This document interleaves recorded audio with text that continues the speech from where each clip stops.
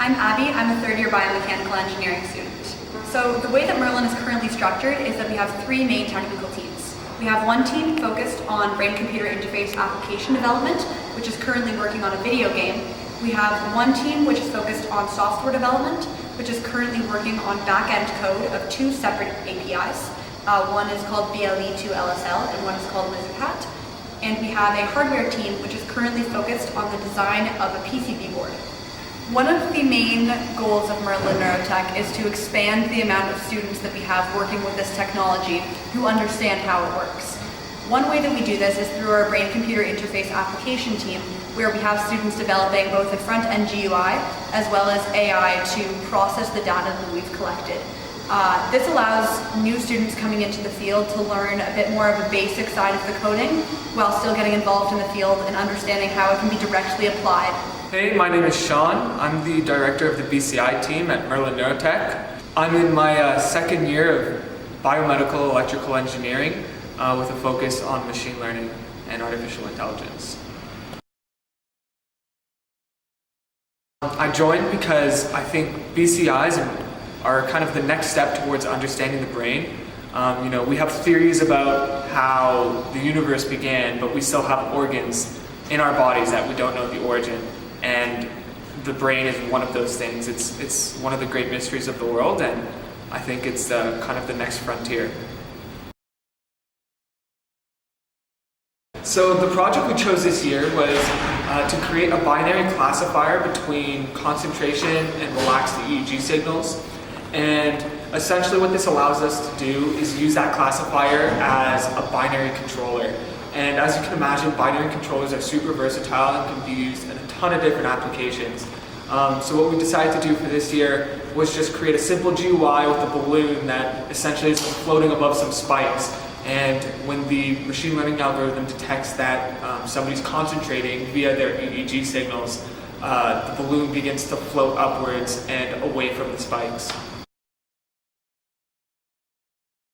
So something that really helped us through our project development this year was sort of all the different backgrounds that we had in our team. We had a bunch of different people from a bunch of different programs, all contributing knowledge from different fields, and that really helped with all the different aspects of the project we had this year. So we decided to split people off based on interest and technical ability.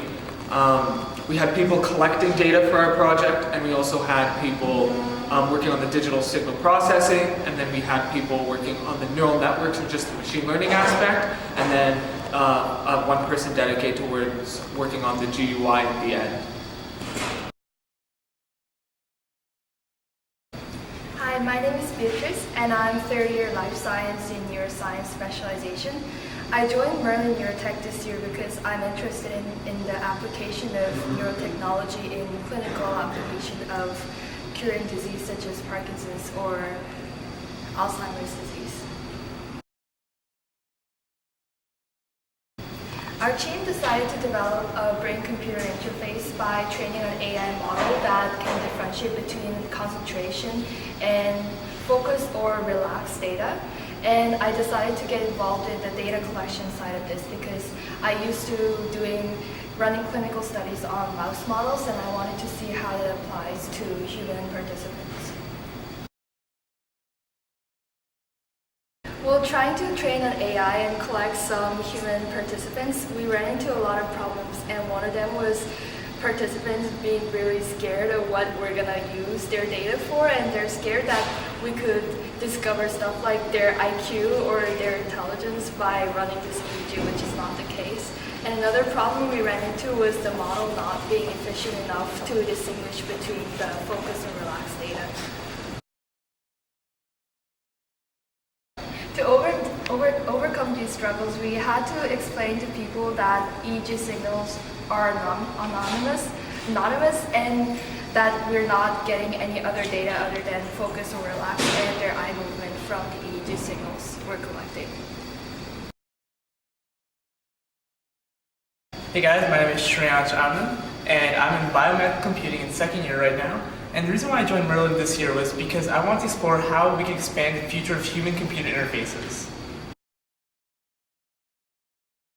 So we started off by using the Muse data and then using different filters on the data so we can then see exactly how concentration works and see when someone's concentrating. After all the data is filtered, we implemented a game where it will cause an object to move when someone concentrates and will not move when someone doesn't concentrate. So before joining Merlin, I've had a few years of programming experience, but I had no idea anything about machine learning or AI or anything like that. So when I joined Merlin this year, I learned a lot more about the pre-processing, for example, and more of just how we can exactly use different AI algorithms to work on the brain-computer interface idea. So this year I focused more on the pre-processing and was able to get the data set up so we can use it on our neural networks in the future and also work on an implementable basic interface. So the game is rather simple. The idea is that there's a balloon which goes down and falls down towards a set of spikes at the very bottom. However, when you concentrate and think, it will start to rise up, and the goal is to keep the balloon afloat for as long as possible.